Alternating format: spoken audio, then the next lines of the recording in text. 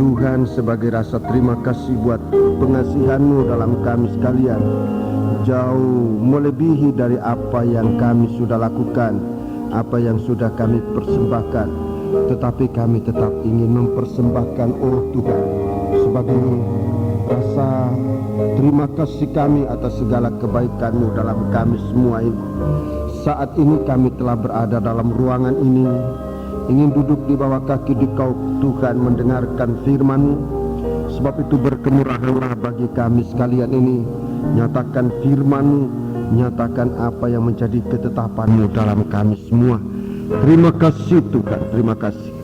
Saat pemberitaan firman-Mu, kuasa-kuasa kegelapan mau mengganggu, mau menggoda kami, tapi kami percaya Engkau mampu untuk mengusirkan semuanya. Sebab itu bersatu hati kami panggil nama Engkau buat usirkan segala setan.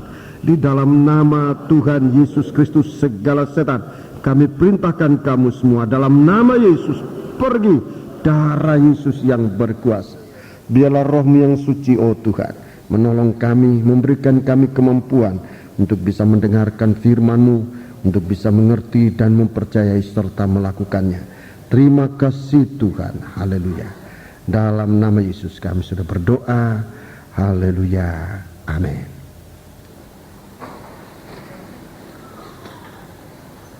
Sidang jemaat yang dikasihi Tuhan, saya menyampaikan selamat malam, salam sejahtera dan selamat berbahagia dalam menerima sabda Tuhan dalam nama Tuhan Yesus Kristus. Baiklah, kita menggunakan waktu ini dengan sebaik-baiknya. Kita duduk dengan tenang untuk berada di bawah kaki Tuhan dan terus berdoa supaya Tuhan membukakan rahasia firman-Nya bagi kita semua. Kita sedang berada dalam kitab Wahyu pasal yang ke-16. Ketujuh malapetaka bagi dunia yang menolak kepada kasih-Nya Tuhan. Hal ini merupakan murka Allah. Tetapi bagi orang-orang yang percaya, bagi orang-orang yang hidup di dalam Dia, maka pasal ini sesungguhnya merupakan pasal dari kasih Allah yang memuncak. Saudara-saudaraku, untuk bukan hanya memelihara kita, tetapi Tuhan ingin menyatu dengan kita dalam segala keadaan, dalam segala sesuatu. Istimewa menjelang akhir zaman ini, di mana kuasa kegelapan bekerja keras untuk, kalau tidak bisa menggoda manusia ini, dia akan menghancurkan dengan segala daya yang ada pada dia. Tetapi kita mempunyai Allah yang kita sembah. Saudara-saudaraku, marilah kita akan periksa firman Allah. Dari firman Allah ini kita akan bisa melihat bahwa Tuhan mengasihi kita sekalian. Kita sudah sampai dengan ayat yang ke-7 pasal 16. Ayat yang ke-7, bagaimana kita melihat bahwa Tuhan mulai mengarahkan murkanya kepada dunia ini yang merupakan, yang dijadikan oleh manusia menjadi sumber-sumber kehidupannya. Di sini dalam ayat yang keempat, malaikat yang ketiga menumpahkan cawannya atas sungai-sungai dan mata-mata air, dan semuanya menjadi darah. Ini saudara-saudaraku, kita sudah mendengar mata air dan sungai-sungai. Mata air sumber kehidupan. Sungai-sungai ini segala kegiatan-kegiatan manusia yang meninggalkan kasih Allah pasti diancam dengan darah, dengan kematian ini. Saudara-saudaraku, sementara kasih Allah begitu dicurahkan dalam kehidupan kita sekalian untuk kita hidup di dalamnya. Kita datang ke sungainya Tuhan, kita minum dari sungai kasih Allah ini, kita hidup juga dari sungai ini. Bukan sungai, bukan sumber dari dunia ini yang akan binasa, yang akan kering, yang akan tertutup, tapi hidup kita dari Allah. Ada dua malaikat dalam ayat 5, 6 dan 7. Allah dua malaikat Pertama, malaikat yang berkuasa atas air. Malaikat yang berkuasa atas air yang sudah mengerjakan hukuman zaman Nuh. Juga dalam ayat 7, aku mendengar mezbah itu berkata. Padahal dalam Wahyu pasal 14, suara dari mezbah ini suara malaikat yang berkuasa atas api. Saudara-saudaraku, ini merupakan penghukuman Allah yang akan jatuh atas dunia ini di zaman akhir. Berhubungan dengan ini kita akan membaca sekarang ayat 8 dan ayat yang ke-9. Ini bokor yang keempat, dicurahkan oleh malaikat yang keempat. Kita akan periksa ini, kita mohon kekuatan dan kemurahan dari Allah untuk menyatakan rahasia ini agar jangan dibuka dengan kemampuan akal pikiran manusia, apalagi tafsiran, tetapi supaya berdasarkan kebenaran yang ditunjuk, yang dinyatakan oleh ayat-ayat di dalam Alkitab. Kita sudah dipelihara oleh Tuhan pada hari ini, pada waktu-waktu yang lalu sampai hari ini, bahwa segala rahasia dalam firman Allah ini dibukakan, dijelaskan oleh ayat-ayat di dalam Alkitab ini sendiri. Mari kita membaca ayat 8 dan ayat yang ke-9. Dan malaikat yang keempat menumpahkan calanya ke atas matahari. Iya, terus? Dan kepadanya diberi kuasa untuk menghanguskan manusia dengan api. Iya, perkataan dengan api digaris bawahi, sebab ini nanti merupakan suatu titik yang akan dijelaskan atau tekanan yang akan dijelaskan pada bokor yang keempat ini. Terus? Dan manusia dihanguskan oleh panas api yang dahsyat. Oleh panas api yang dahsyat. Oleh panas api yang dahsyat. Terus? Dan mereka menghujat nama Allah yang berkuasa atas malapetaka itu, dan mereka tidak bertobat untuk memuliakan Dia. Ya, mereka tidak bertobat. Kalau sudah sampai penghujatan terhadap kasih Allah ini, memang terlalu berat rasanya untuk manusia bisa bertobat dari hujatannya itu. Di hari-hari ini dunia seakan diseret oleh setan ke dalam suasana penghujatan.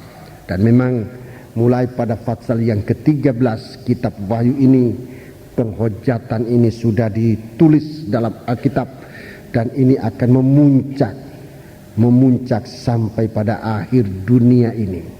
Mari kita periksa di sini hukuman atas mata air. Atas matahari. Mata air sudah dihukum, sungai-sungai dihukum. Sekarang saudara-saudaraku, matahari kena tumpahan cawan murka Allah. Matahari sebenarnya gambarnya yang jelas tentang kasih Allah. Matahari ini sebenarnya gambar dari kasih Allah yang disinarkan kepada semua manusia. Dalam ayat lain disebutkan disinarkan baik kepada orang jahat maupun kepada orang baik. Tuhan begitu adil di dalam kasih-Nya. Dia menyinarkan sinar matahari ini kepada semua manusia. Istimewa kita yang ada di bumi ini, saudara-saudaraku. Kita yang ada di bumi ini menerima kasih Allah begitu besar, sebab rasanya di bumi inilah kesempatan hidup yang terbesar dibanding dengan planet yang lain. Suatu iklim, suatu keadaan, suatu atmosfer yang sangat cocok untuk kehidupan manusia. Manusia sekarang sedang mencoba untuk mencari apakah di planet lain itu manusia boleh hidup. Tapi sampai saat ini belum ada kesimpulan. Jangankan kesimpulan, untuk menjangkau planet itu juga masih sangat sulit di hari-hari ini dengan biaya yang begitu mahal. Tapi saya singkatkan bahwa matahari ini gambarnya dari kasih Allah terutama untuk manusia sebagai anak sulung dari segala ciptaan, sebagai sulung dari segala ciptaan. Jadi hidup di bumi ini begitu cocok, baik panas mataharinya, udaranya, dan segala sesuatu. Tuhan mengasihi manusia dan Tuhan memberikan kita kesempatan hidup sebenarnya untuk berbahagia. Di sini dikatakan bahwa nanti bokor ini atau murka Allah dicurahkan ke atas matahari. Ini berarti Tuhan akan menghukum manusia yang menolak kasih Allah ini. Dengan hukuman disebutkan dengan api, ayat 9, ayat 8 dua kali disebut ya. Menghanguskan manusia dengan api. Kemudian ayat 9 dihanguskan oleh panas api yang dahsyat. Sebesar kasih Allah yang ditolak oleh manusia, sebesar itu hukuman yang akan menimpa setiap pribadi. Itu sebabnya biar kita sekarang siuman, biar kita sadar untuk setiap kali mengerti apa yang sempat terjadi dalam kehidupan kita, untuk melihat di dalamnya pasti ada kasih Allah untuk kita manfaatkan hidup, bukan untuk mendurhaka kepada Tuhan, tetapi hidup untuk memuliakan Tuhan. Perkataan api, saya akan lebih dahulu tertarik dengan api ini, saudara-saudaraku. Di dalam kehidupan kita sehari-hari, kita sangat mengenal api ini, tetapi pada malam ini saya akan tunjukkan bahwa api ini sebetulnya mempunyai 3 unsur yang sangat harus kita perhatikan. Pertama, api ini ada unsur panas. Api ini ada unsur panas. Api itu panas. Demikian juga kasih itu sebetulnya ada unsur panasnya. Panasnya api menunjukkan bahwa api itu sedang aktif. Panasnya api itu berarti masih ada aktivitas. Panasnya api itu banyak kali digambarkan dengan adanya asap, sebagai suatu bukti bahwa api itu sedang aktif mengadakan suatu pembakaran untuk menghasilkan nomor 1 panas. Demikian kasih ini, saudara-saudaraku, harus aktif dalam kehidupan kita. Dengan adanya panasnya kasih Allah dalam kehidupan kita yang menggairahkan, yang membangkitkan gairah kita untuk aktif di dalam melakukan apa yang menjadi perintah Allah. Api yang mati itu tidak ada panasnya lagi. Dan begitu Tuhan membela, sedikit pun kita katakan kasih itu dalam kehidupan kita. Di dalam Injil Tuhan selalu bicara sumbu yang berasap ia tidak mau padamkan. Sedikit kasih Allah kita terima dalam hati, yang mungkin hanya baru merupakan suatu permulaan aktivitas.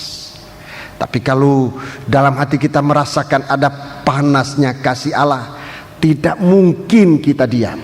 Tidak mungkin kita diam. Kita pasti mencari sesuatu yang Tuhan ingin kita lakukan. Tuhan ingin kita lakukan bagi Dia. Di dalam kehidupan nikah kita, dalam kehidupan rumah tangga, dalam sidang jemaat, dalam pekerjaan Allah. Tuhan tidak mau bahwa sidang jemaat itu tanpa api. api yang bicara tentang kasih Allah. Tuhan mau kita ada suatu kegiatan. Kita harus bersyukur di hari-hari ini, saudaraku, bahwa Tuhan ada kegiatan di dalam sidang jemaat. Saya banyak kali tanpa sadar suatu keluhan keluar. Kalau sudah dalam kelelahan, seringkali saya mengeluh capek, tapi segera teringat bahwa capek ini sesungguhnya suatu wujud dari hasil kegiatan manusia.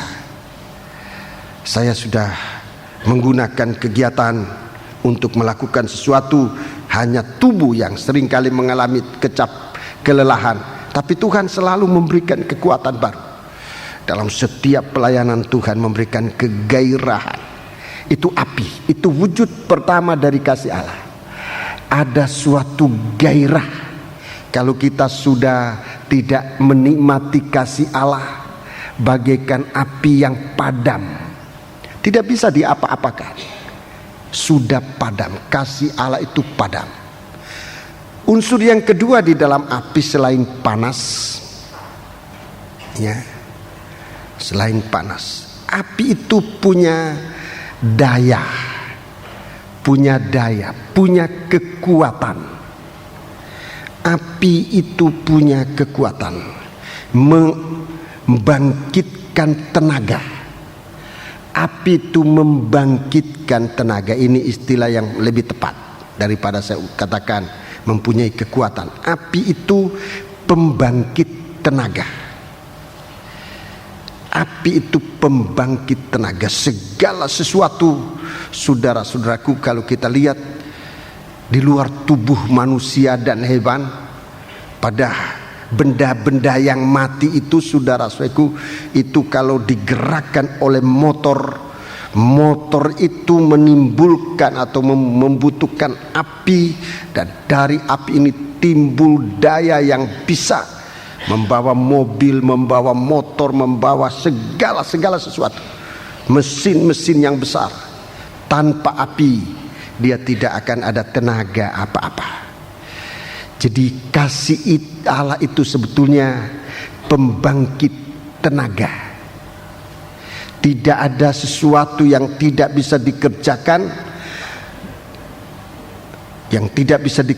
oleh kasih.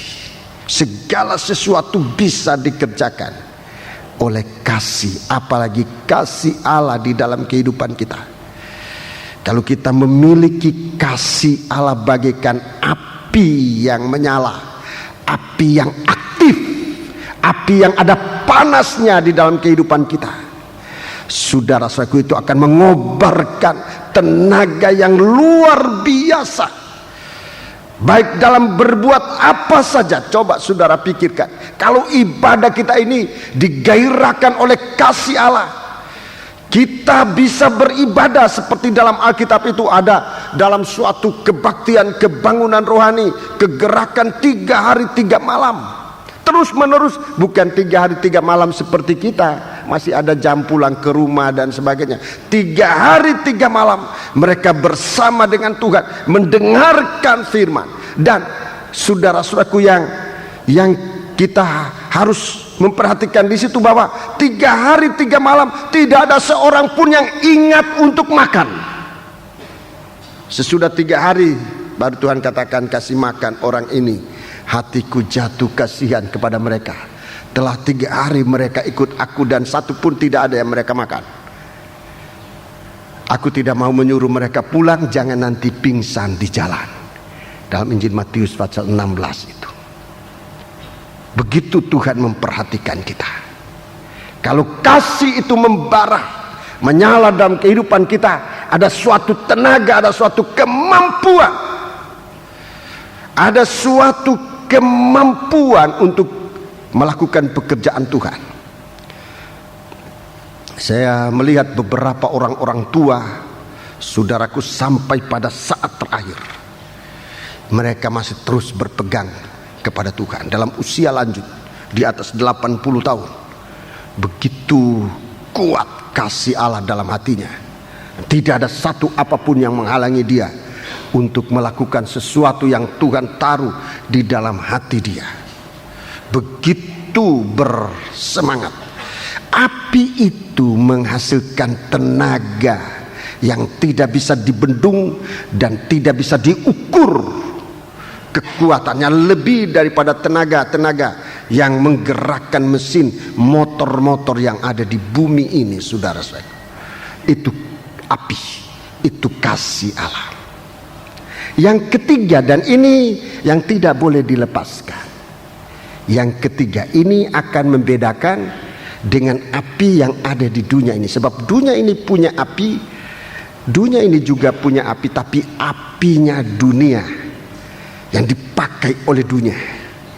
Salah satu contoh apinya dunia adalah ambisi. Ambisi ini salah satu api. Apinya dunia, saudara-saudaraku. Dan orang tanpa ambisi tidak bisa maju. Orang maju itu ambisinya besar, tetapi beda dengan kasih Allah. Kasih Allah itu lain dari ambisi manusia. Sebab kasih Allah bagaikan api yang menghasilkan sesudah tenaga ini ada terang. Ini yang mungkin ambisi tidak memperhatikan. Ambisi lain kali ada tenaga untuk maju, tetapi tidak memperhatikan unsur yang ketiga adalah terang. Kasih Allah itu ada terang. Api dari kasih Allah itu ada unsur yang ketiga, ini terang. Ini yang tidak bisa dilepaskan. Ambisi, saudara-saudaraku, lain kali tanpa terang. Dia terjang, pokoknya apa yang ia inginkan tercapai.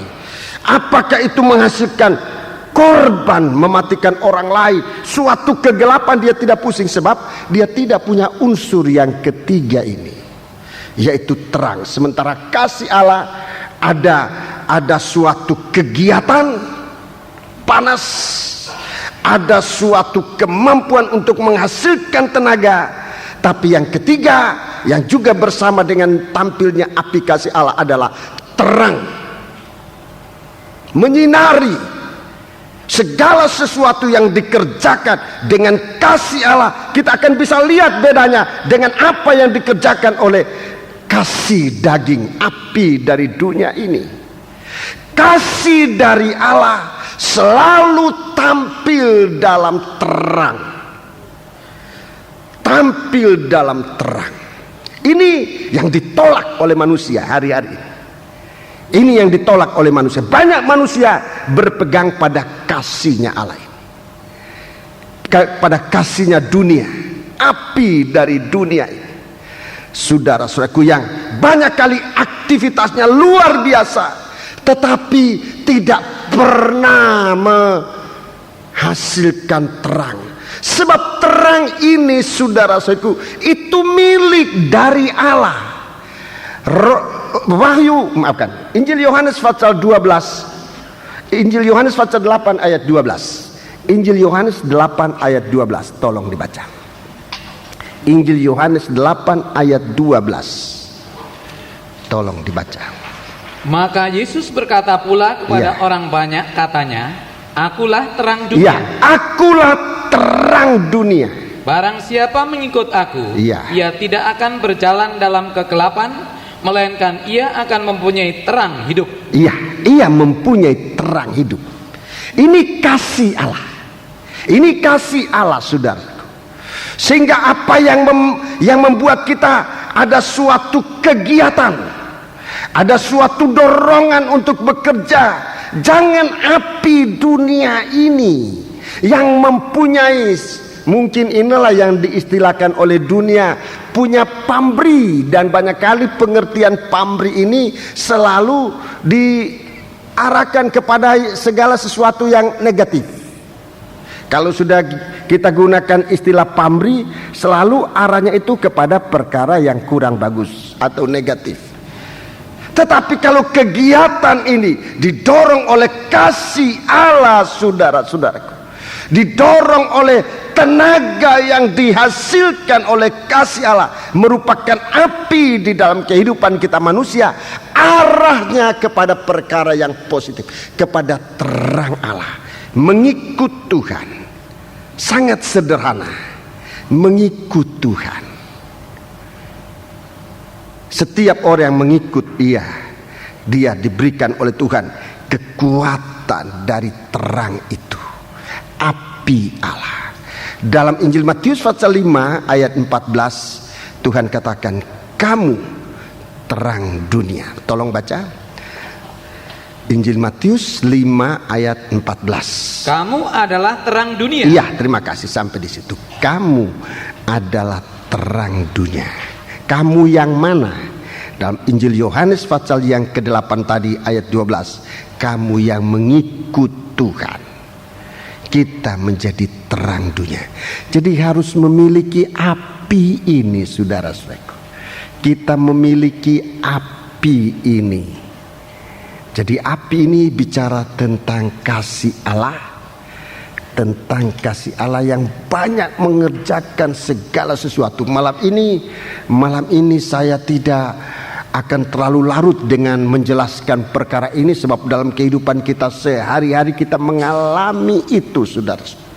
Bagaimana api itu merupakan sahabat yang sangat dekat dengan kehidupan manusia. Manusia baik dia rakyat jelata sampai kepada tingkatan atas, semua tidak terlepas dari api. Itu baru api yang kita lihat dalam praktek hidup sehari-hari, belum dalam pengertian tentang kasih Allah. Sebenarnya manusia tidak pernah lepas dari kasih Allah. Inilah api. Nah, coba saudara perhatikan bagaimana pentingnya api. Ini cara dunia aja tidak bisa kita lepaskan. Begitu manusia coba meninggalkan api, dia akan benar-benar mengalami banyak kesulitan. Semakin banyak api digunakan untuk kehidupan manusia, sebenarnya semakin bahagia hidup manusia itu. Manusia zaman batu hanya menggunakan api mungkin hanya untuk memasak makanannya. Tapi di hari-hari ini, saudara-saudaraku, kekuatan api ini sudah mempermudah, mengentengkan kehidupan manusia. Coba kalau tidak ada api, saudara jalan kaki semua dari rumah ke sini. Kalau tidak ada api, saudara semua jalan kaki dari rumah ke sini. Sebab mobil-mobil, motor-motor tidak bisa digunakan. Jalan kakilah kita. Betapa beratnya. Di hari-hari akhir semakin banyak manusia menggunakan api, itu masih api alamiah. Saya tidak menggunakan api dunia, api alamiah. Itu aja kita sudah lihat. Semakin manusia dapat memanfaatkan api alamiah ini, semakin gampang hidupnya. Kita dengan ini atau dengan ini mana-mana aja sudah. Tidak usah cari kayu api lagi. Dulu untuk menimbulkan api harus kayu api. Sekarang ini sudah begitu gampang hidup manusia ini. Tindis tombol aja, nasi bisa masak, air bisa mendidih. Putar kunci kontak aja kita duduk, kita sudah bisa nyampe di mana-mana. Api semakin digunakan. Itu api alamiah. Tetapi api yang nanti membawa kita sampai menembus langit, di atas segala langit, itu adalah kasih Allah. Semakin kita mengenal Tuhan, semakin api itu aktif dalam kehidupan kita, semakin mudah, semakin bahagia hidup ini. Semakin bahagia. Saya cukup mengatakan ini untuk menghindari kita dari keadaan durhaka di hadapan Tuhan. Tapi biarlah kita menggunakan kasih Allah. Jadi inilah pengertian tentang kasih Allah. Bagaimana kita sesungguhnya jika menyadari ini, tidak akan sampai hati meninggalkan Allah Tuhan. meninggalkan kasih Tuhan karena tidak punya pengertian tentang kasih ini. Itu sebabnya terlalu gampang kita meninggalkan Tuhan, meninggalkan hidup bersama Tuhan, bagaikan orang meninggalkan api, mau coba hidup tanpa api. Mungkin bisa hidup untuk beberapa saat, tetapi sulit. Coba saudara hidup tanpa api, semua makanan dimakan mentah, tidak ada api. Betapa sulit dan tidak enaknya manusia tanpa kasih Allah. Sebab itu sampai bahagian ini saya ingin mau meninggalkan Tuhan yang Dia adalah kasih itu. Dia adalah kasih itu. Di dalam satu ayat dalam kitab Keluaran pasal yang ke-24, Keluaran pasal yang ke-24, Keluaran pasal yang ke-24, saya teringat sebuah ayat di sana yang mengatakan demikian. Keluaran pasal yang ke-24,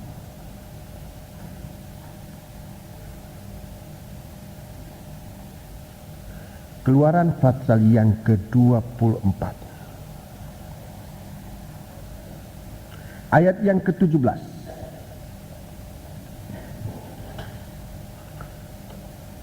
Tampaknya kemuliaan Tuhan sebagai api yang menghanguskan di puncak gunung itu pada pemandangan orang Israel. Iya, terima kasih. Allah tampak bagaikan api yang menyala-nyala. Puji Tuhan.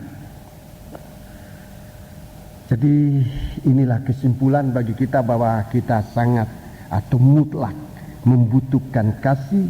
Dan begitu manusia meninggalkan kasih, nomor satu, ia mengalami kesulitan dalam hidup. Hidupnya menjadi sulit. Secara alamiah juga begitu. Secara rohani begitu kita meninggalkan kasih Allah, kita langsung hidup dalam banyak-banyak kesulitan dan sulit untuk diatasi. Mari sekarang saya akan menunjukkan kepada saudara pengertian rohani tentang api ini. Pengertian rohani tentang api. Dalam catatan saya, saya mencatat ada 5 macam api. 5 pengertian tentang api ini. 5 pengertian rohani tentang api. Maafkan, bukan 5 macam api. 5 pengertian rohani tentang api. Semua ini saya alaskan pada ayat-ayat firman. Ayat-ayat dalam Alkitab. Ayat firman Allah di dalam Alkitab. Nomor 1 saya sebutkan dulu secara singkat. Nomor 1, api ini bagaikan jawaban Allah. Allah menjawab dengan api, menjawab doa. Lebih baik saya lanjutkannya, menjawab doa, permohonan, kerinduan hati kita dengan api. Saudara catat saja dulu ayatnya, jika sempat kita baca beberapa ayat, tapi kalau saudara mau untuk lebih mengetahuinya, saudara baca di rumah. Saya kasih ayat-ayatnya. Imamat 9 ayat 24. Imamat 9 ayat 24. 1 Raja-Raja 18 ayat 38. 1 Raja-Raja 18 ayat 38. 1 Tawarikh 21 ayat 26. 1 Tawarikh 21 ayat 26. 2 Tawarikh 7 ayat 1. Ini cuma beberapa poin ayat-ayat saya catat. Sebetulnya bahagian ini ada satu Ada beberapa ayat-ayat yang terkait di situ. Saudara nanti baca di rumah. Tentu untuk kali ini kita tidak cukup banyak waktu untuk membaca. Yang kedua, pengertian rohani tentang api. Yang kedua, untuk pemurnian, penyucian dan pemurnian. Penyucian dan pemurnian. Disucikan dengan api, dimurnikan dengan api. Ya. Ini pengertian rohani, dan memang ini juga merupakan suatu karya alamiah dari api. Kita bisa baca dalam Bilangan 31 ayat 23. Bilangan 31 ayat 23. Lanjut. Yehezkiel 22 ayat 20. Yehezkiel 22 ayat 20. Kemudian Sakaria 13 ayat 9. Sakaria 13 ayat 9. Kemudian Maleaki 3 ayat 2. Ini menyangkut hari kedatangan Tuhan. Tuhan mau memurnikan sidang jemaat. Maleaki 3 ini ya. Dia mau memurnikan sidang jemaat untuk menjadi miliknya. Kemudian 1 Korintus 3 ayat yang ke-13.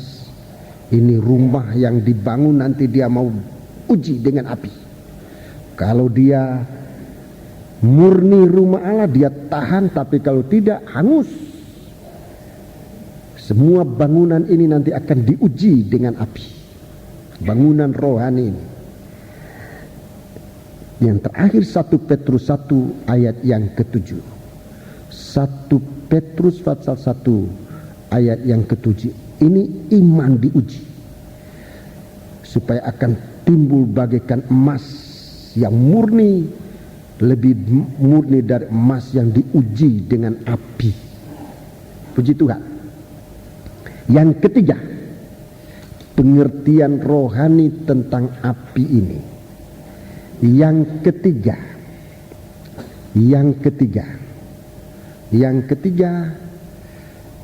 lambang hadirat. Lambang hadirat dan kekuatan Allah. Gambar hadiratnya, hadirat Allah, dan kekuatan, kemampuan Allah. Kekuatan Allah. Ayatnya Ulangan 4 ayat 36. Ulangan pasal 4 ayat 36. 1 Raja-Raja 19 ayat yang ke-12.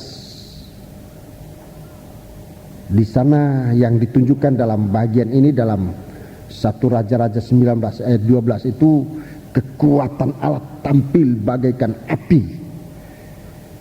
Tuhan hanya menunjukkan kekuatannya. Di situ dia tidak menunjukkan hadiratnya, hanya kekuatannya bagaikan api. Lain kali bagaikan guntur, di sini bagaikan api. Mazmur 50 ayat yang ketiga.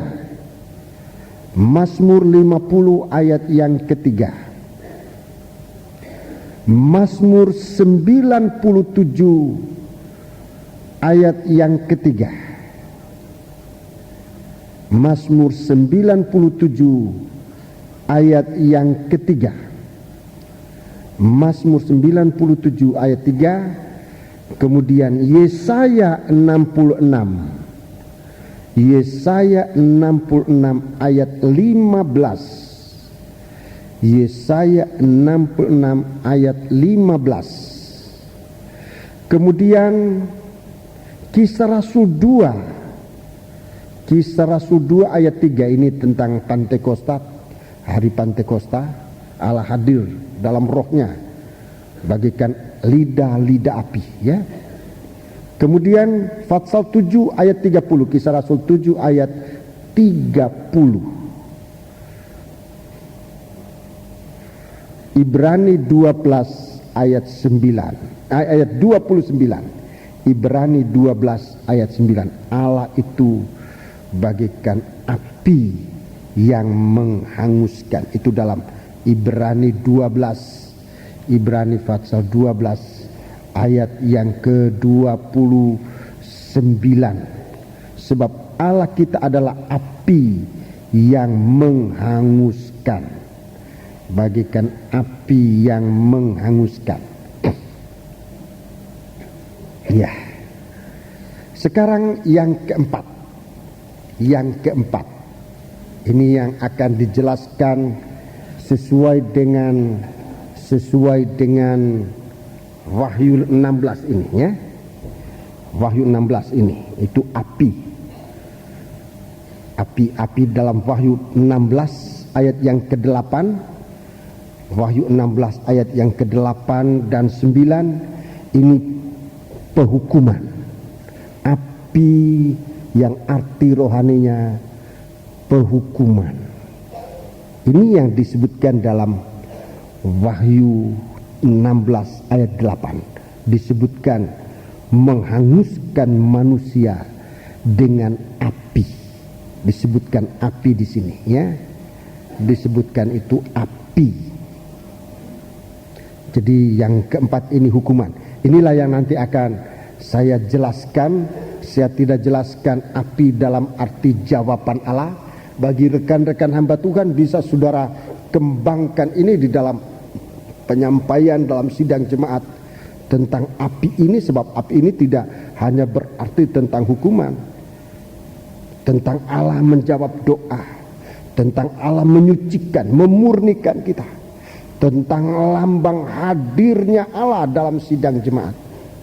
Hadirnya Allah dengan kekuatan, dengan kemampuan.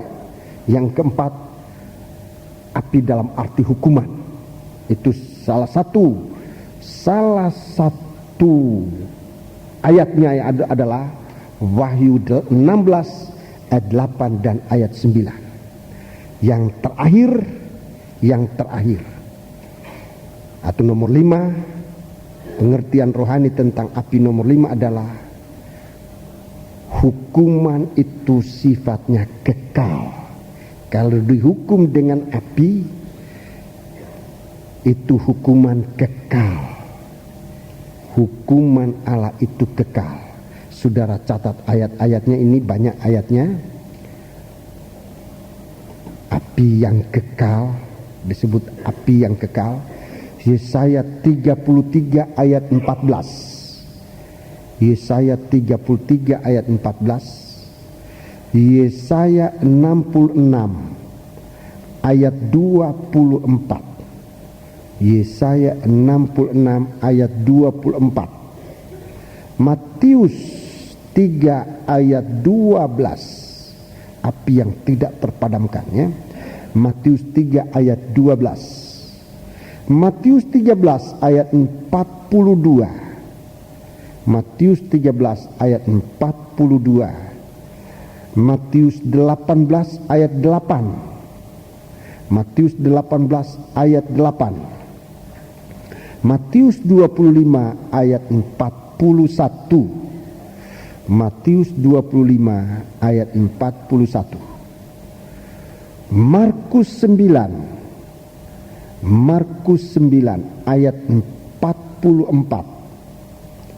Markus 9 ayat 44. Wahyu 14 ayat 10.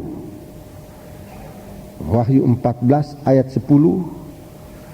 Wahyu 20 ayat 10 dan ayat 15. Wahyu 20 ayat 10 dan ayat 15. Wahyu 21 ayat yang ke-8. Wahyu 21 ayat yang ke-8. Jadi inilah pengertian rohani tentang api. Tentang api. Ada 3 yang sangat kita butuhkan, bahwa api itu merupakan jawabannya Allah dalam hidup kita. Api memurnikan, menyucikan kita.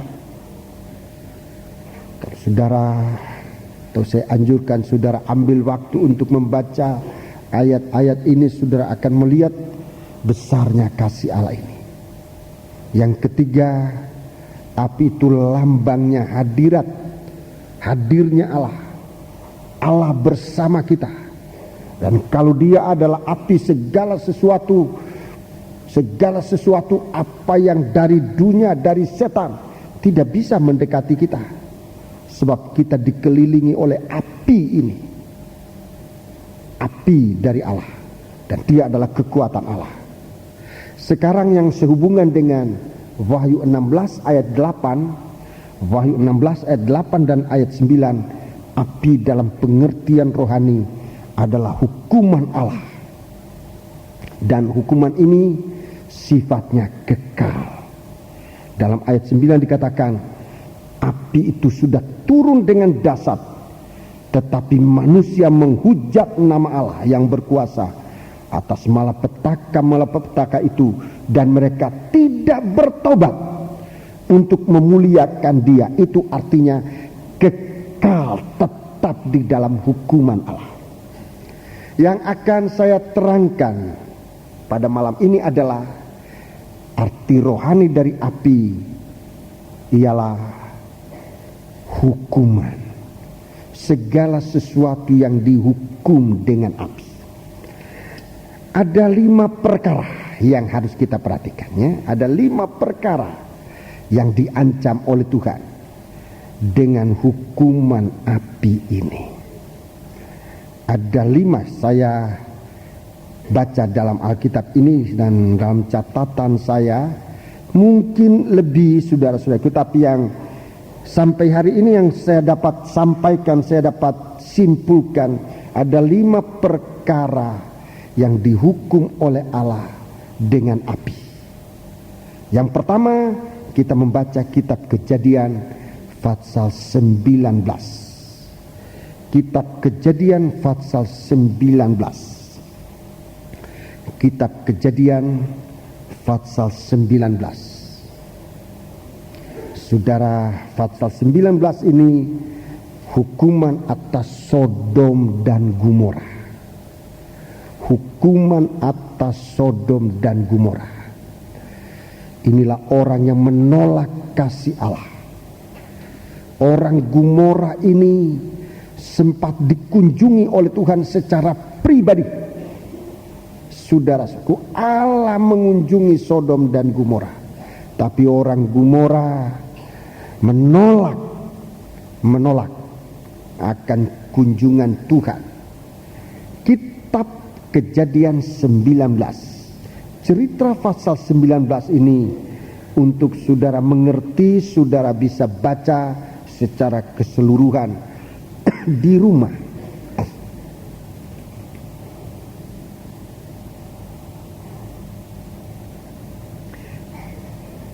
Kita membaca lebih dahulu Kejadian 18. Kitab Kejadian pasal yang ke-18.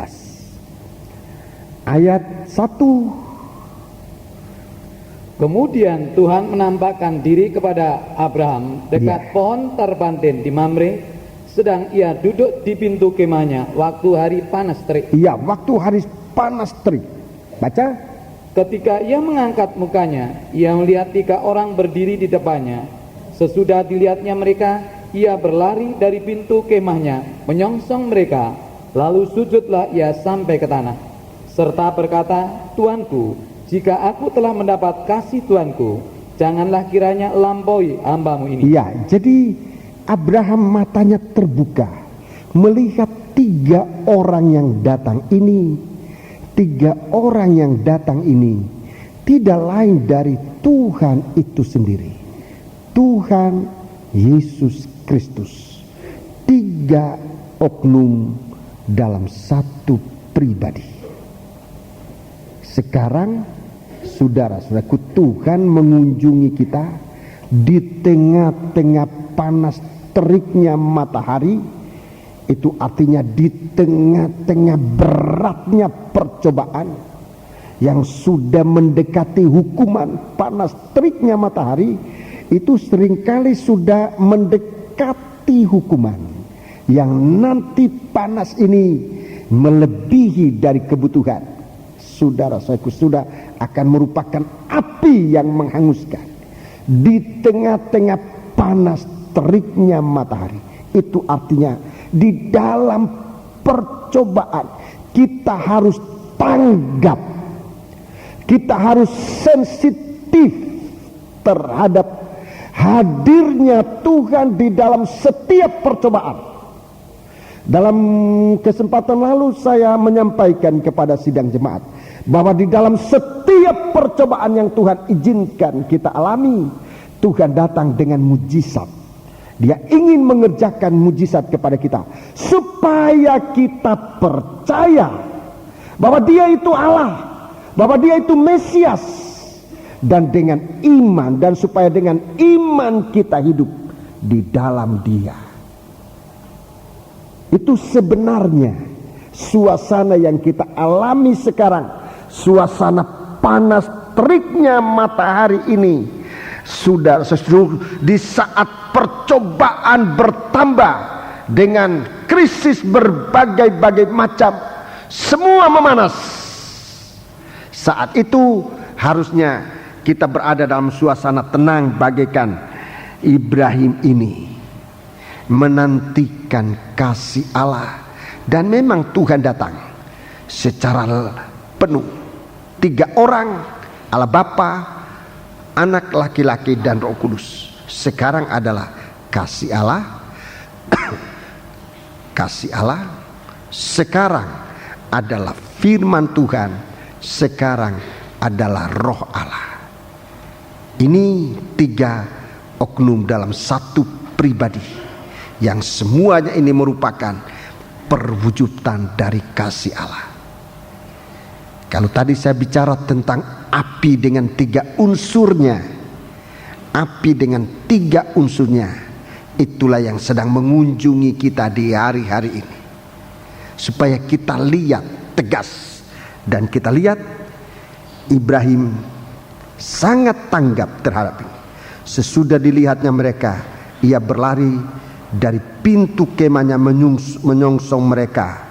Lalu sujudlah ia sampai ke tanah, sampai ke tanah, serta berkata, Tuhanku, jika aku telah mendapat kasih Tuanku, janganlah kiranya melampaui hambamu ini. Biarlah diambil air sedikit, basuhlah kakimu, dan duduklah beristirahat di bawah pohon ini. Ayat 5, biarlah ku ambil sepotong roti, supaya tuan-tuan segar kembali. Kemudian bolehlah tuan-tuan meneruskan perjalanannya, sebab Tuhan telah datang ke tempat hambamu ini. Jawab mereka, perbuatlah seperti yang kau katakan ini.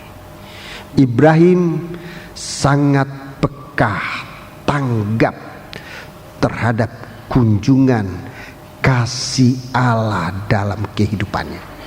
Ini yang dibutuhkan hari-hari ini. Di saat percobaan, di saat panas teriknya menimpa dunia ini, bukan saatnya kita ikut-ikutan ribut kepanasan bersama dunia ini, tapi saatnya kita berada di bawah pohon mamre seperti apa yang dilakukan oleh Ibrahim ini. Pohon terbantin di Mamre. Saudara-saudaraku, untuk segala ketenangan kita bisa membaca, mendengar firman. Untuk segala ketenangan kita berdoa dalam urapan Roh Kudus untuk menikmati kasih Allah. Itu yang penting bagi kita sekarang. Banyak yang kita lakukan, tetapi sedikit sekali hasilnya. Sebab apa yang kita lakukan itu di luar kasih Allah. Ini yang positif. Sementara dalam Fatsal 19, kunjungan yang sama, saudara-saudaraku, kunjungan yang sama diarahkan kepada Lut di Sodom dan Gomora. Kita membaca Fatsal 19. Kita membaca Fatsal 19.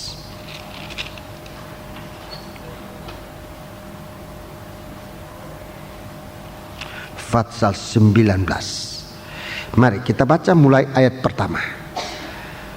Kedua malaikat itu tiba di Sodom pada waktu petang. Lot sedang duduk di pintu gerbang Sodom, dan ketika melihat mereka, bangunlah ia menyongsong mereka, lalu sujud dengan mukanya sampai ke tanah. Iya, Lut juga begitu, di tengah-tengah panasnya percobaan dan hebat-hebatnya dosa. Di dalam 2 Petrus pasal 1 kita membaca bagaimana sangat menderitanya. 2 Petrus pasal 2, sangat menderitanya Lut hidup di tengah-tengah orang Sodom dan Gomora. Terus serta berkata, Tuan-tuan, silakanlah singgah ke rumah hambamu ini, bermalamlah di sini dan basuhlah kakimu, maka besok pagi tuan-tuan boleh melanjutkan perjalanannya. Jawab mereka, tidak, kami akan bermalam di tanah lapang. Kami akan bermalam di tanah lapang. 3. Tetapi karena ia sangat mendesak mereka, singgahlah mereka dan masuk ke dalam rumahnya. Kemudian ia menyediakan hidangan bagi mereka. Ia membakar roti yang tidak beragi, lalu mereka makan. Tetapi sebelum mereka tidur, orang-orang lelaki dari kota Sodom itu, dari yang muda sampai yang tua, bahkan seluruh kota, tidak ada yang terkecuali, datang mengepung rumah itu. Ya, terus mereka berseru kepada Lot, di manakah orang-orang yang datang kepadamu malam ini? Bawalah mereka keluar kepada kami, supaya kami pakai mereka. Lalu keluarlah Lot menemui mereka ke depan pintu, tetapi pintu ditutupnya di belakangnya. Dan ia berkata, saudara-saudaraku, janganlah kiranya berbuat jahat. Kamu tahu, aku mempunyai 2 orang anak perempuan yang belum pernah dijamak laki-laki. Baiklah mereka kubawa keluar kepadamu, perbuatlah kepada mereka seperti yang kamu pandang baik. Hanya jangan kamu apa-apakan orang-orang ini, sebab mereka memang datang untuk berlindung di dalam rumahku. Tetapi mereka berkata, enyahlah. Laki kata mereka, orang ini datang ke sini sebagai orang asing, dan dia mau menjadi hakim atas kita. Iya, sampai di sini. Jadi sampai dengan cerita ini kita pasti sudah bisa menyimpulkan bahwa apa yang ada di dalam hati dari orang Sodom dan Gomora ini, saudara-saudaraku, merupakan suatu api hawa nafsu, dosa seks. Ini yang ada. Ini saudara-saudaraku yang akan dihukum oleh Allah dengan api yang turun dari surga, dengan sinar matahari yang memanas bagaikan api yang menghanguskan manusia. Dalam ayat 24 kita membaca, dalam ayat 24 hukuman Allah jatuh atas Sodom dan Gomora. Ayat 23 lebih dahulu. Matahari telah terbit menyinari bumi ketika Lot tiba di Soar. Iya, matahari terbit menyinari bumi. Api dari Allah turun ke Soar, bukit di mana Lut diselamatkan. Saya dalam penjelasan beberapa kali kebaktian sudah menjelaskan, ini bicara tentang korban Kristus di atas gunung Golgota, menarik terang dari Allah, terang kasih dari Allah. Begitu kita sampai di bawah kaki salibnya Tuhan, terang Allah itu menyinari kita. Itu ayat 23. Jadi api Allah merupakan sinar yang bercahaya, menyinari kita. Dan dalam surat Yohanes disebutkan api ini membuat kita bisa menjadi satu. Sinar ini membuat kita jadi satu. Saudara taruh tanda dulu dalam Kejadian 19 ini, saya jelaskan tentang api yang menyinari atau sinar yang menyinari. Soar. Dalam surat 1 Yohanes surat 1 Yohanes pasal yang pertama.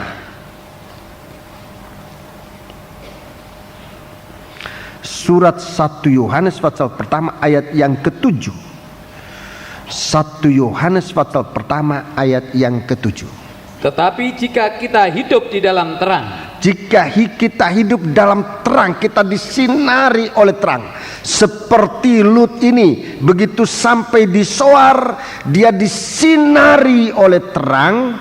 sama seperti dia ada di dalam terang, Dia ada di dalam terang. maka kita beroleh persekutuan seorang dengan yang lain, dan darah Yesus anaknya itu menyucikan kita daripada segala dosa. Ya, jadi ini bedanya api dunia ini dengan api dari Allah. Api dari dunia ini mempunyai sinar yang membawa kita kepada suatu persekutuan yang kuat, sebab tidak ada dosa. Dosa itu dihapuskan. Di dalam nikah kita, jika sinar terang itu menyinari nikah kita, menyinari rumah tangga kita,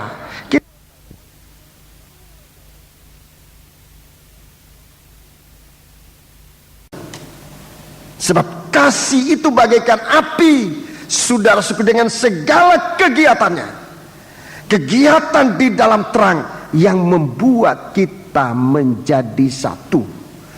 Kita beroleh persekutuan seorang dengan yang lain, dan darah Yesus anaknya itu menyucikan kita daripada segala dosa kita. Ini heran dan benar-benar membahagiakan. Suami istri, papa mama bersekutu, anak-anak ikut bahagia. Suatu kebahagiaan Tuhan sinarkan seperti kepada Lut. Begitu dia masuk di Soar, begitu dia keluar dari Sodom dan Gomora, dia masuk di tempat Soar ini, maka matahari telah terbit menyinari bumi. Indah sekali. Sementara ayat 24, kita kembali ke Kejadian 19 ayat 24. Kemudian, di bahagian lain bumi ini bukan sinar terang, tetapi api penghukuman yang akan turun. Mari kita baca ayat 24. kemudian Tuhan menurunkan hujan belerang, Ya, hujan belerang dan api atas Sodom dan Gomora, berasal dari Tuhan dari langit. 25. Dan ditunggang balikkannya lah kota-kota itu dan lembah Yordan dan semua penduduk kota-kota serta tumbuh-tumbuhan di tanah. Iya, terima kasih. Jadi saudara-saudaraku, sekarang ini bagaimana kita bisa menerima kasih Allah, itulah yang menentukan hidup kita sekarang ini. Sementara nanti saudara-saudaraku, penghukuman Allah akan jatuh atas dunia ini. Lebih dahulu Tuhan menurunkan kasih-Nya bagaikan matahari, bagaikan terang matahari, untuk mendamaikan kita dengan Dia, dengan dirinya sendiri, untuk mendamaikan kita satu dengan yang lain. Itu kasih Allah yang sangat besar. Apa kita mau menikmati itu? Apa kita mau menerima itu? Kalau kita menerima sinar ini sampai menyinari hati kita yang mungkin sudah digelapkan, sebab api dari Allah tidak ada lagi, kasih itu tidak ada lagi. Saudara-saudaraku, apa yang ada di dalam hati kita bukan kasih Allah lagi, tapi kasih dari dunia ini, api dari dunia ini yang akan membawa kehancuran bagaikan orang Sodom dan Gomora ini. Api yang ada pada apa yang ada pada Sodom dan Gomora, hawa nafsu seks itu yang bekerja. Hawa nafsu seks itu yang bekerja sehingga kunjungan Allah kepada mereka Mereka tidak melihat sama sekali. Untuk satu waktu mereka dibutakan. Mereka dibutakan sebab mereka menolak kasih Allah, sehingga sampai waktunya mereka nanti dibutakan. Mereka tidak ada kesempatan untuk bertobat lagi. Kita baca Fatsal 19 ini, ayat yang ke-10 dan 11. Tetapi kedua orang itu mengulurkan tangannya, menarik Lot masuk ke dalam rumah, lalu menutup pintu. Ya, pintu ditutup. Pintu kasih Allah itu ditutup. Pintu di mana di dalamnya ada Tuhan Yesus Kristus, itu ditutup untuk orang Sodom dan Gomora. Orang yang begitu hangus dengan api dari daging ini, dengan nafsu seks yang nanti merajalela di bumi ini, sampai menutup pintu kasih Allah.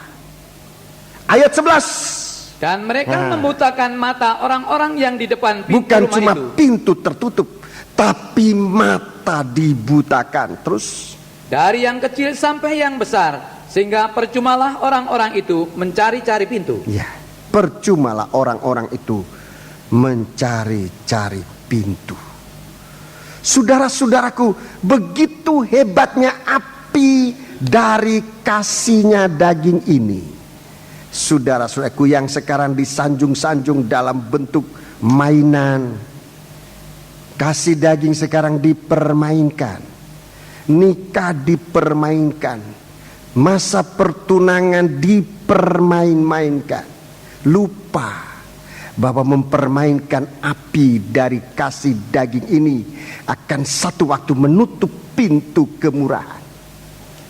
Saya bicara ini benar-benar ngeri untuk mengucapkan kata-kata ini, tetapi saya harus sampaikan supaya kita jaga, sebab Allah sedang mengunjungi kita dengan kasih-Nya, dengan firman-Nya. Tetapi manusia lebih memilih perkara yang lain. Allah mengunjungi kita dengan kasih-Nya, tapi manusia memilih perkara lain dan lebih dari kasih Allah. Allah mengunjungi kita dengan roh-Nya, tapi manusia memilih perkara lain lebih daripada roh Tuhan. Sehingga sampai satu waktu pintu ditutup. Kalau pintu sudah ditutup, tidak ada seorang pun bisa membukakan.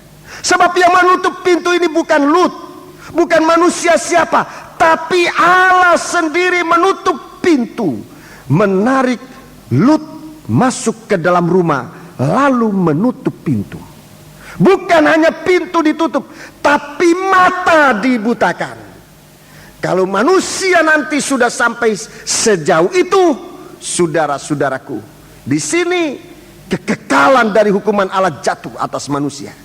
Manusia sekalipun sudah menderita, sekalipun sudah sengsara, tapi tidak akan pernah sadar untuk mau kembali kepada Tuhan. Itu dalam Wahyu 16 ayat 9 tadi saudara baca di situ. Manusia tidak bertobat kepada Tuhan. Manusia sudah menderita karena hangus oleh hukuman Allah, tapi manusia tidak bertobat. Dalam ayat yang ke-24 Wahyu Kejadian 19 ini, Tuhan menurunkan hujan belerang dan api. Ini sebenarnya hukuman yang akan jatuh atas dunia akhir zaman. Hujan belerang dan api sebagai hukuman Allah bagi dunia, menggantikan hukuman air, hujan air zaman Nabi Nuh. Pada akhir dunia ini, pada akhir zaman di dunia ini akan dihukum dengan hujan belerang dan api. Tetapi karena dosa Sodom dan Gomora sudah memuncak sampai di hadapan hadirat Allah, dosa akhir zaman sudah memuncak sampai di hadapan hadirat Allah, dan Tuhan menjatuhkan sepercik api ini, api belerang, hujan api dan belerang jatuh atas Sodom dan Gomora.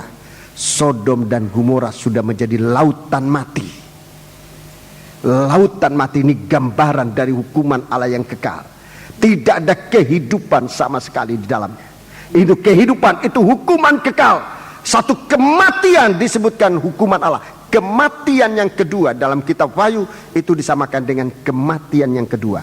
Saat hukuman Allah akan jatuh pada dunia yang berdosa. Dosa yang dihukum di zaman akhir ini adalah dosa seks. Dosa seks sekarang bukan bagaikan, memang demikian. Tidak bisa dibendung. Tidak bisa dibendung. Perkosaan secara beramai-ramai terjadi di Sodom dan Gomora. Di Sodom dan Gomora sudah memuncak sampai kepada puncaknya. Laki-laki dengan laki-laki, perempuan dengan perempuan. Saudara-saudaraku, anak gadis tidak ada arti apa-apa bagi mereka.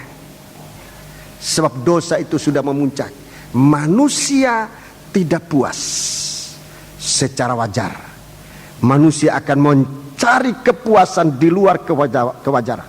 Dan itu disertai dengan kebengisan, kejahatan dan kejahatan. Dan pada akhir zaman, seperti apa yang terjadi zaman Lut ini, itu akan dikerjakan beramai-ramai. Seperti orang isi Sodom dan Gomora. Dikerjakan secara beramai-ramai. Lupa bahwa api hukuman Allah dari Tuhan segera akan turun. Kita baca ayat yang ke-26. Ayat yang ke-26. Ayat yang ke-26. Tetapi istri Lot yang berjalan mengikutnya menoleh ke belakang, lalu menjadi tiang garam. Menjadi tiang garam. Mati. Menjadi tiang garam yang tidak ada artinya. Kegenapan cerita ini di dalam Injil Lukas. Injil Lukas. Kegenapan dari cerita ini kita baca dalam Injil Lukas pasal yang ke-17. Injil Lukas pasal yang ke-17.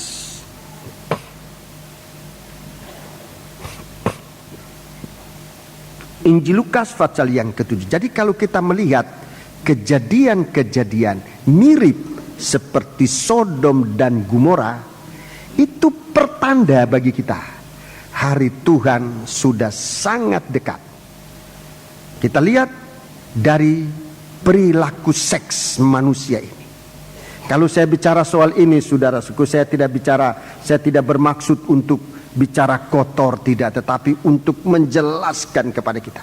Kalau kita melihat dosa ini mungkin sekarang masih secara sembunyi-sembunyi dan dilakukan dari orang per orang, tapi nanti akan secara beramai-ramai seperti terjadi Sodom dan Gomora. Mari kita baca ayat 28. Lukas 17 ayat 28. Demikian juga seperti yang terjadi di zaman Lut. Mereka makan dan minum, mereka membeli dan menjual, mereka menanam dan membangun. Ini masalah yang akan terjadi akhir zaman.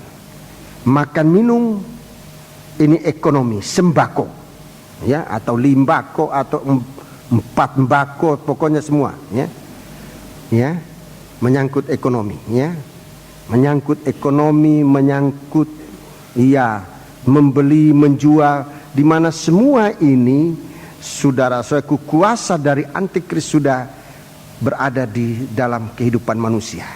Pengaruh antikris sudah banyak. Mereka menanam dan membangun.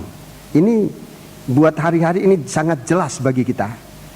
Krisis ini, saudaraku, makan minum, membeli, menjual, soal perdagangan, soal menanam, soal membangun. Ini sudah merupakan masalah, terutama di negeri kita ini. Soal agro, soal membangun, soal membangun ini malah macet semua ini. Ini tanda yang pernah terjadi zaman Lut.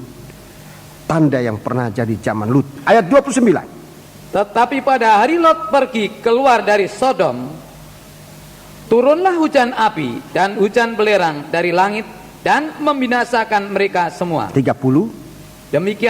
Demikianlah halnya kelak pada hari di mana anak manusia menyatakan dirinya. Iya, jadi tanda-tanda ini mendahului. Ini tanda-tanda pokok dalam ayat yang ke-28 ini. Makan minum, menjual, beli, menjual, membeli, atau membeli dan menjual. Entah mana yang duluan, menjual atau membeli duluan, sama aja. Menanam, membangun, ini persoalan-persoalan pokok akhir zaman. Dan kalau ini terjadi di negeri kita, sebetulnya kita sudah harus siap betul-betul menerima kunjungan 3 orang. Kunjungan Tuhan dalam kita, itulah firman, itulah kasih Allah, itulah Roh Kudus. Sudah harus benar-benar mata kita terbuka, seperti mata Ibrahim, seperti matanya Lut di tengah-tengah orang berdosa. Matanya terbuka untuk melihat pribadi Yesus. Ayat 30, ayat 31. Barang siapa pada hari itu sedang di peranginan di atas rumah, dan barang-barangnya ada di dalam rumah, janganlah ia turun untuk mengambilnya. Dan demikian juga orang yang sedang di ladang, janganlah ia kembali. Iya, orang sedang di ladang, buat kita ini ladang di sini adalah ladang Allah. Bukan saatnya sekarang, bukan saatnya untuk meninggalkan pelayanan. Tidak ada waktu untuk kembali lagi. Siapa yang sudah ada di ladang, barang siapa ada di ladang, jangan ia kembali ke rumah, kembali ke dunia. Bukan saatnya kita meninggalkan pelayanan hari-hari ini.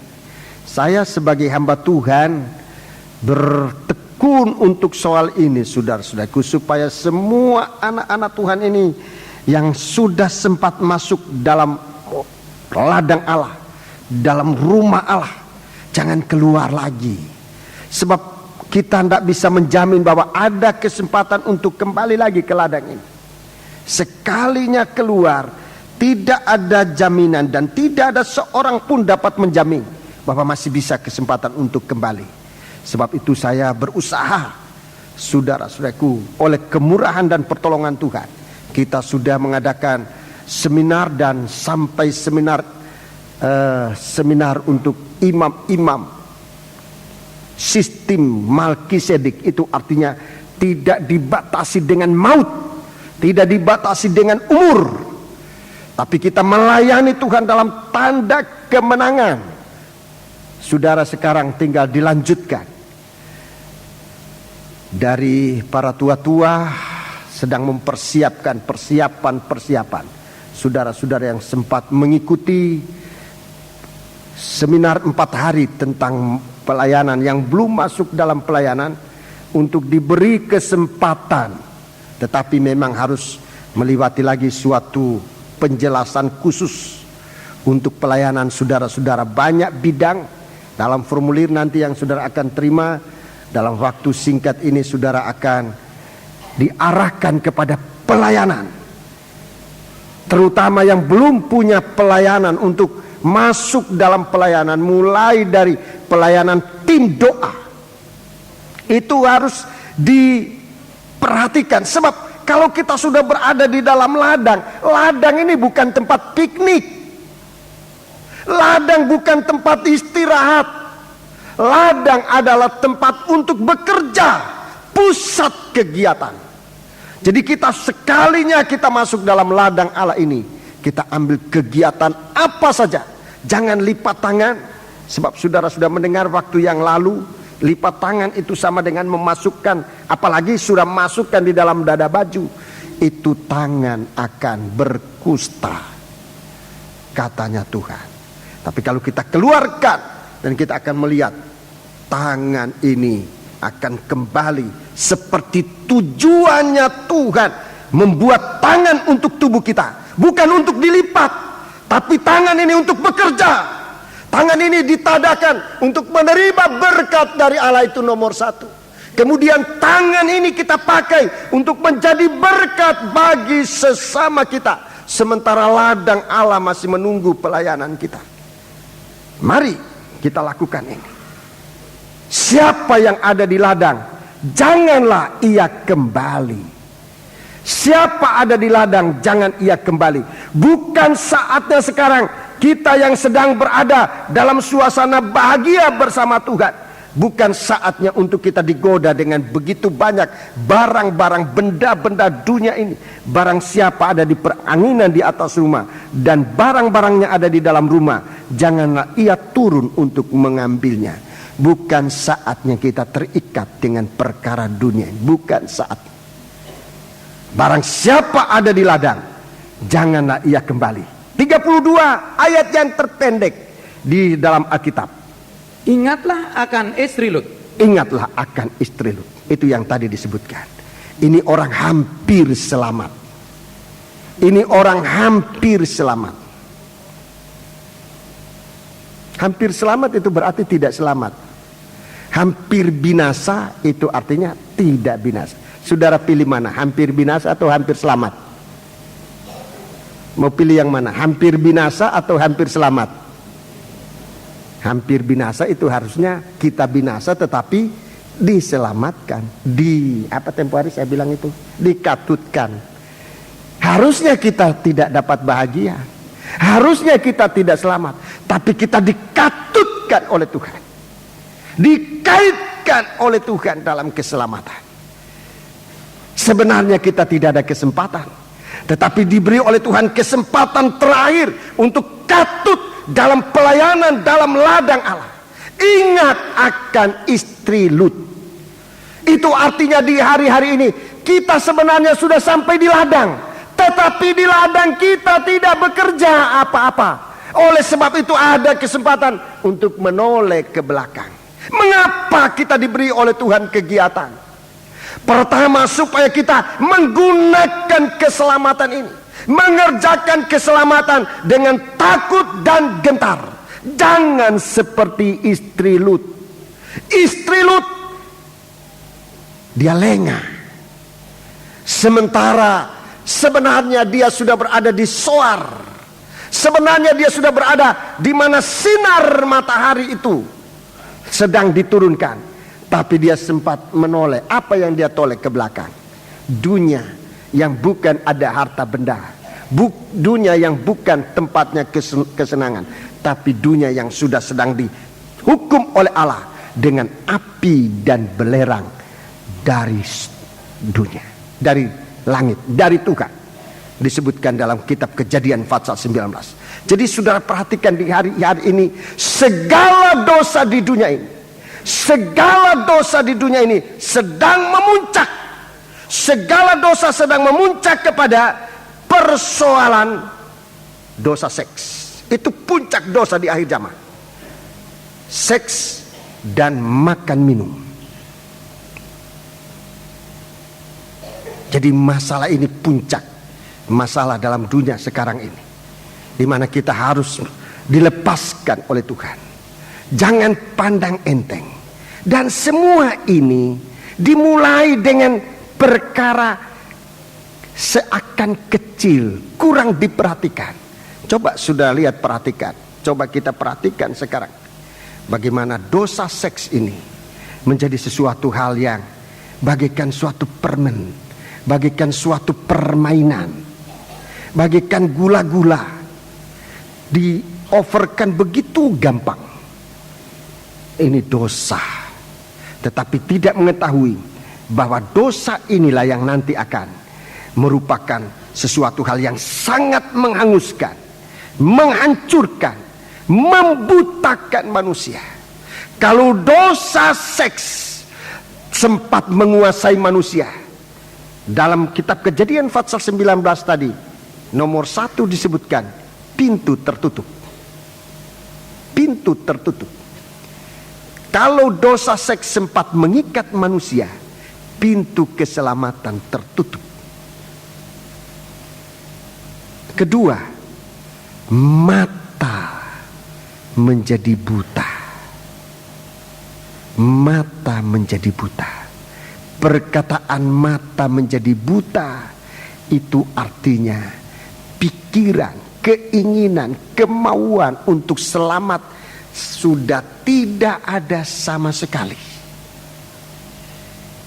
Sekali berbuat dosa, hanya ingin tetap berbuat dosa. Sekarang ini masih ada kesempatan. Apa kesempatan sekarang ini? Yaitu bahwa kita melihat masih ada orang-orang suci di tengah-tengah kita. Masih ada orang-orang suci bagaikan Lut di tengah-tengah Sodom dan Gomora. Kalau sekarang orang berdosa belum dihukumkan bersama dunia ini disebabkan karena orang-orang suci yang sedang dibenci oleh dunia ini masih ada di bumi ini. Gereja Tuhan masih ada di bumi. Ini dibenci oleh setan, ini dibenci oleh dunia. Tapi saatnya gereja Tuhan akan keluar dari bumi ini, akan dibawa oleh Tuhan ke tempatnya di mana setan punya mata tidak sempat sampai di sana. Di mana tangan setan tidak bisa menjamah dia. Di saat itu api dan belerang akan turun di bumi ini. Jadi kalau kita melihat masih ada gereja, masih ada orang-orang suci, masih ada hamba-hamba Allah yang diutus oleh Tuhan untuk memberitakan berita pendamaian, sebenarnya adalah kesempatan bagi kita untuk selamat. Di suatu waktu orang-orang ini akan tidak ada lagi. Kita tidak ada lagi di bumi ini. Bagaikan mempelai perempuan Kristus akan diangkat ke padang belantara. Di saat itu dunia ini sepenuhnya akan benar-benar menjadi gelap, menjadi lautan api dan belerang.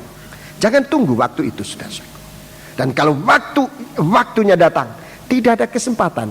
Tidak ada kesempatan untuk selamat, sebab pintu sudah ditutup, mata sudah dibutakan, sehingga tidak bisa melihat lagi jalan keselamatan. Firman disampaikan tidak bisa mengerti. Saudara-saudaraku, cambuk sudah disampaikan untuk menolong kita, tapi juga manusia tidak akan sadar dari segala dosa dan kesalahannya. Sebab itu sementara Lut masih ada di tengah-tengah Sodom dan Gomora, biarlah orang Sodom dan Gomora diberi kesempatan untuk selamat. Diberi kesempatan untuk selamat. Sementara orang-orang suci masih ada di dalam dunia ini, kesempatan bagi orang dunia ini diberi kesempatan untuk selamat. Coba saya tunjukkan ayat-ayat ini, saudara-saudaraku, supaya kita bisa melihat bahwa apa yang dikatakan oleh hamba Allah, oleh orang-orang suci kepada kita, bukan untuk menyusahkan kita, tetapi itu adalah kesempatan untuk selamat. Kita baca kitab Kejadian tadi pasal 19.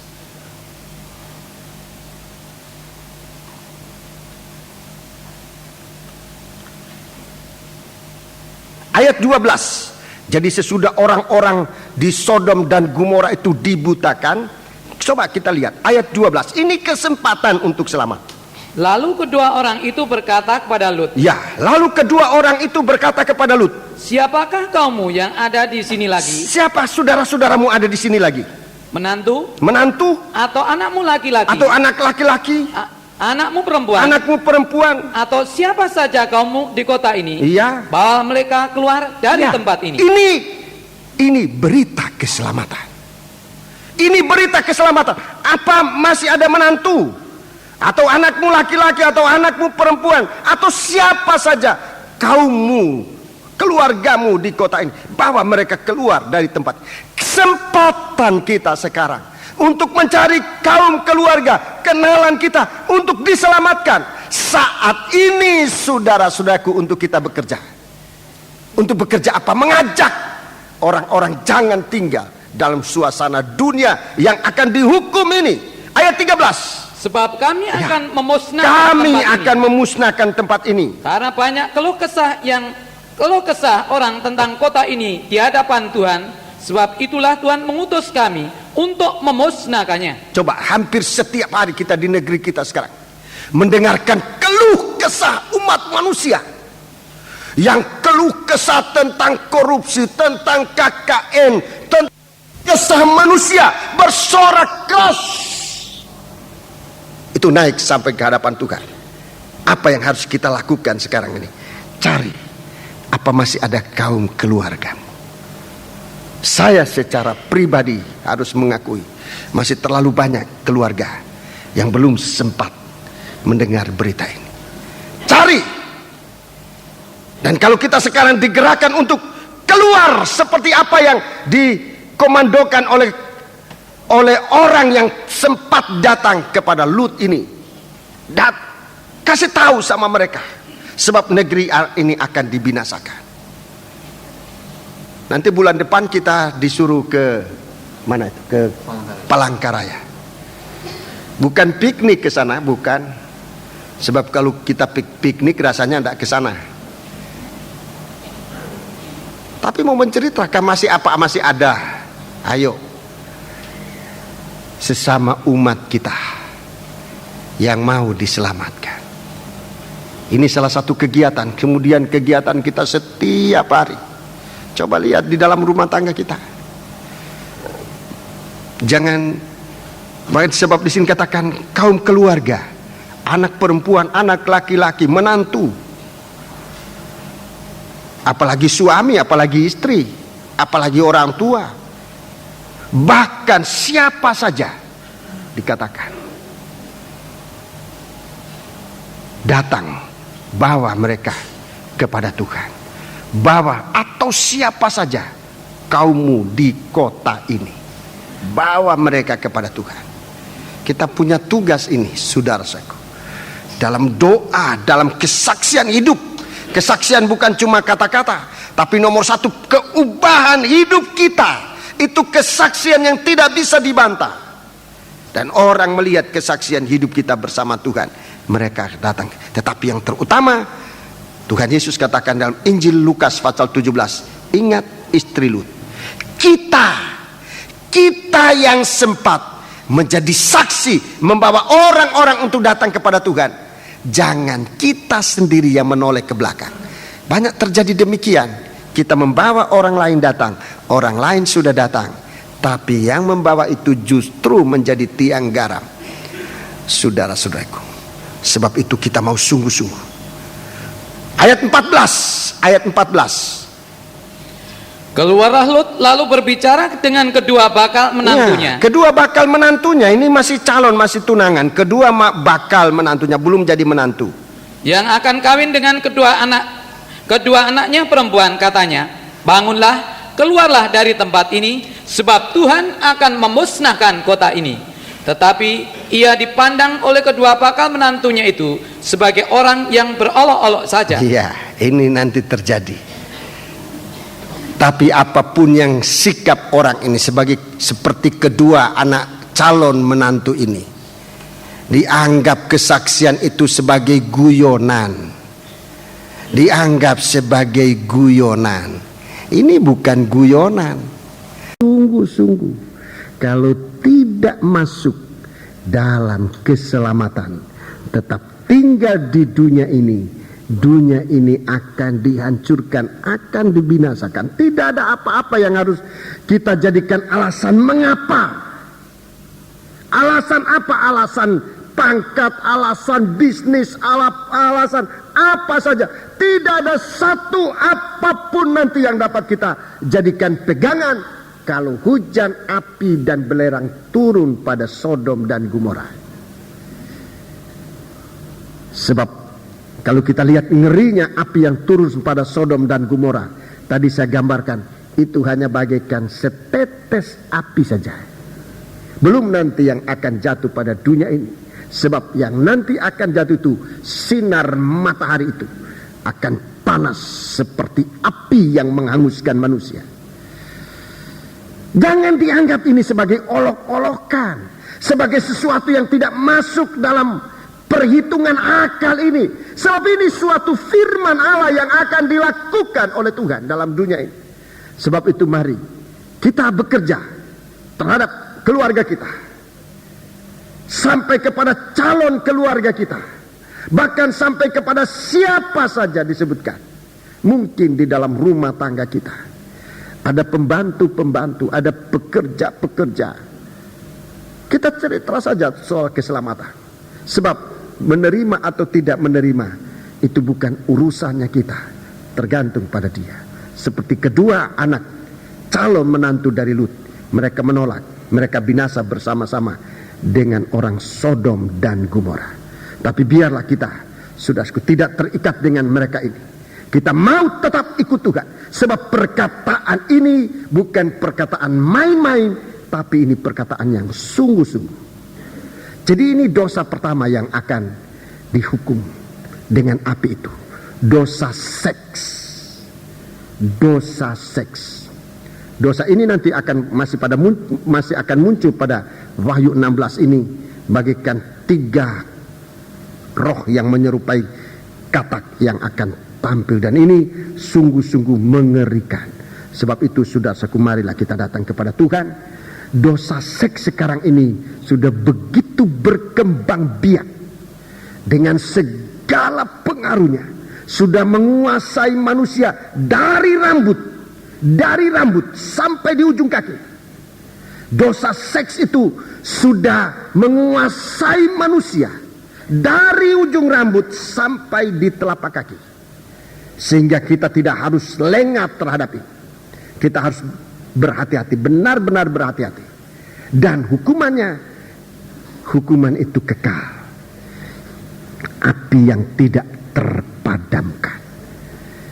Dalam kesempatan berikut saya akan jelaskan jika Tuhan mengizinkannya, tapi malam ini sampai di sini dulu. Kita gunakan perjamuan suci, kita menggunakan perjamuan suci dengan sebaik-baiknya. Tuhan kiranya menyertai kita sekalian. Ada 5 perkara yang akan dihukum dengan api ini, saudara-saudara. Dalam ayat-ayat saya sempat mengumpulkan, yang seberapa yang saya sempat kumpulkan, tentu masih banyak hal-hal yang belum saya jangkau. Rekan-rekan hamba Tuhan, yang kita punya pekerjaan adalah memeriksa firman Allah. Carilah, galilah kebenaran firman Allah ini, dan kita akan menemukannya untuk kita nikmati dan kita beritakan kepada sesama manusia. Kita bangkit berdiri. Psalm 189. Mari kita bangkit berdiri. Pelayan perjamuan suci, silakan tampil ke depan. Allah baik. 189. Kita lakukan ini dengan sungguh-sungguh.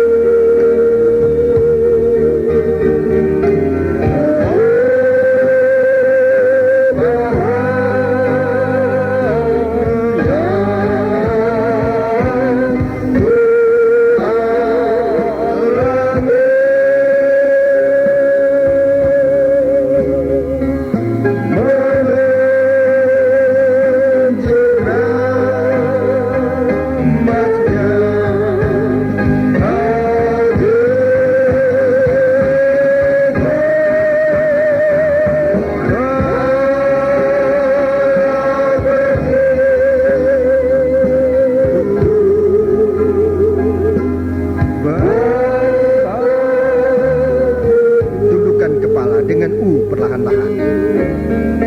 Sambil nikmatilah kasih Allah. Nikmati kasih Allah di dalam hatimu.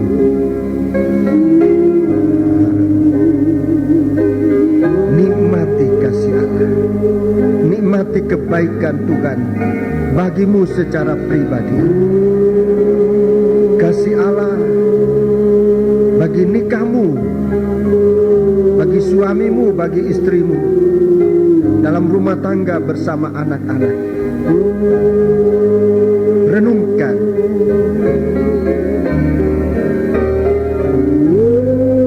Betapa manisnya kasih Allah ini. Kebaikannya bagi kita semua.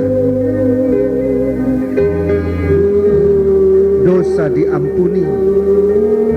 Bahkan kita disekutukan sebagai suami istri bersama anak-anak keluarga, bahkan sampai dengan calon menantu pun, bahkan dengan siapa saja kita bisa menyatu.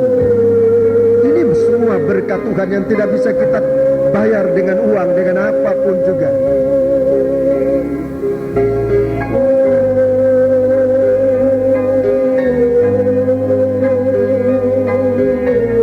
Dan kalau saudara menikmati kasih ini dan saudara ingin menyembah Allah, ada kesempatan beberapa menit, angkat tanganmu, sembah Dia. Haleluya, haleluya. Dengan wajar sembah Dia oleh dorongan kasih Allah.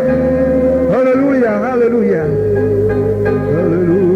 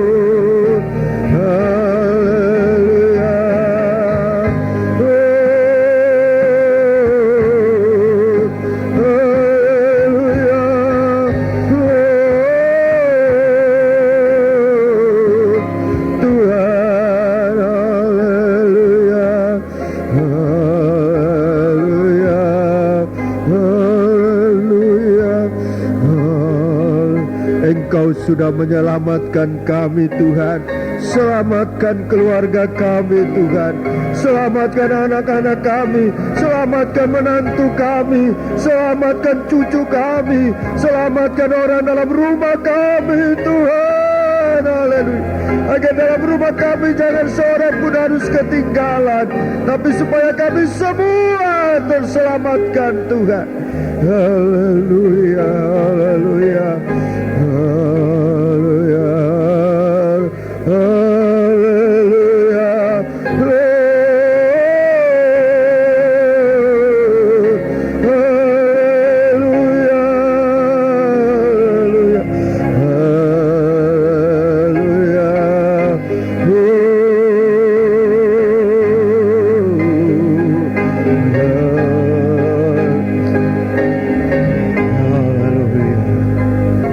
Di tengah-tengah kami Tuhan, Engkau sudah menjadi korban pendamaian bagi kami, merupakan tubuh dan darah-Mu yang disediakan bagi kami, yang akan dibagi-bagikan bagi kami Tuhan, yang mempersekutukan kami dalam keselamatan yang Engkau kerjakan. Tuhan, berikan mata kami terbuka untuk mengerti ini. Berikan kami pintu yang terbuka, pintu keselamatan untuk kami masuk di dalamnya. Terima kasih Tuhan, terima kasih. Terima kasih, terima kasih. Bapa, sekarang kami akan mengulurkan tangan kami, mengambil tubuh dan darah-Mu Bukalah mata kami untuk melihat bahwa yang kami pegang bukan roti, bukan anggur.